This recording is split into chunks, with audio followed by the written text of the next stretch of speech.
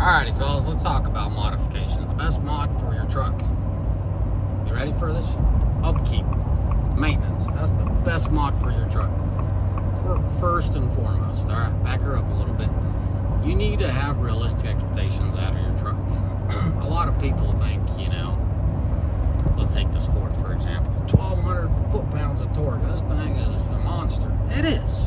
But it still has torque management. It still has safety precautions. It's not raw 1,200. If this thing was raw 1,200, it would be snapping axles, busting U-joints, right? You guys get it. So where am I going with this? Regular maintenance. You're doing your oil change, you're doing your fuel filters, you're doing your intakes, but you're not checking your boost. You're not checking your MAP sensors, your MAP sensors. You're not keeping them clean, especially with this EGR system. There's a boost pressure right there sensor. It gets all plugged up. That's a biggie. That's far more important than you modding the piss out of your truck and being mad about it. So what am I saying? Get your basics down. Get your fundamentals down. Get your know-how way around your truck. If you want to be Mr. Mod, yeah, you could throw parts on there. It'll help to a certain extent. But for example, a common one is let's say the air pusher or the intake, right? Your engine's an air pump. The more air in, the more air out, the better it looks. Yeah, but like for example, if you're gonna have your Ram intake replace common ones, the banks, right? You're gonna have this fatty thing, hanging off your engine, and now you're making all this power, but you haven't checked your boost. Guys, you'd be surprised how much air you lose through boost. Your boost fix is gonna give you a lot more performance than that big old air intake hanging off of your air horn, I should say. The thing that bolts onto your air map, to the head, the manifold. So, super important, and every year has its own caveat, right? Let's say the 7.3 and the 6.0 Power Stroke. What do you need to do? You need to keep your Howie system clean, right? Stiction eliminator, all them jazz. So those engines, they need good fine oil. They need good cleaners. So good rule of thumb, put a new fuel filter in it, fill the bowl with seafoam. You'd be surprised how much that does. You do your seafoam trick or whatever, your cleaner, splash of cleaner, and then you do your manifold, boost pressure manifold check, make sure it's all sealed tight, and that thing's gonna have some get up and go, and it's gonna move just fine. That's far more important than mods. Now, if you have your vehicle in check and you verified with fuel mileage, that's a big key. Fuel mileage, make sure you're solid there.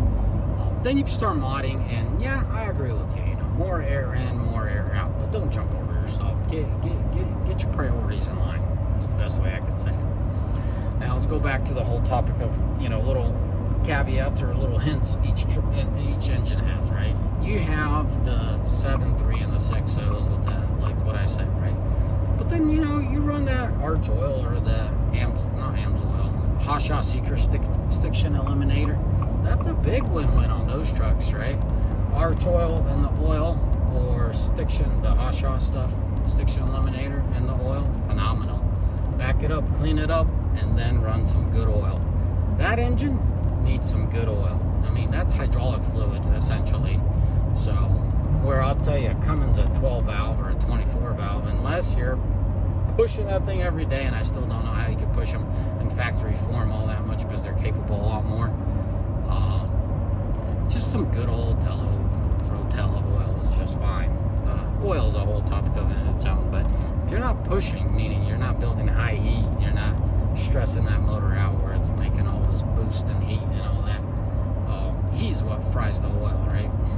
You warm it up, you cool it off, and you're not pushing, crazy amount of boost where it's cooking the oil, you're fine. You just need regular oil. But these Howie systems, they need synthetic, right? These new 6.7 Power Strokes, I advise you guys to use synthetic.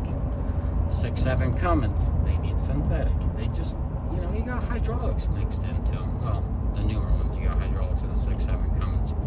if you got your old or I call it old, but it's actually your 4th gen, true 4th gen, you know, those got the 1540. If you're not pushing your truck, regular Delo is just fine. Regular conventional oil is just fine. Now, if you push that truck, you need synthetic. So this all adds up in the end. And you're going to say, well, Paul, it's pretty simple. No, it's not.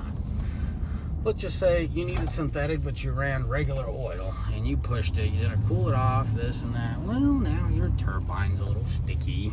You know, the bearings are a little cooked because they got cooked oil in them. You know, one thing leads to another. So that's super important. Maintenance.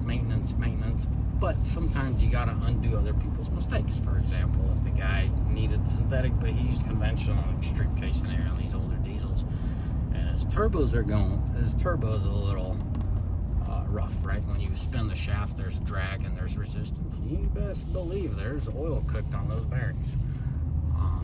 So you neglect that enough, you got a bad turbo, and it hits the trash, right? It's one thing, it's a domino effect. It's never kaboom, you're done. Unless you run that thing out of engine oil, it's never going to be kaboom, done. It's always going to be a slow death scenario in most cases. Some expedited, right? Now, where am I going with this, guys? Maintenance.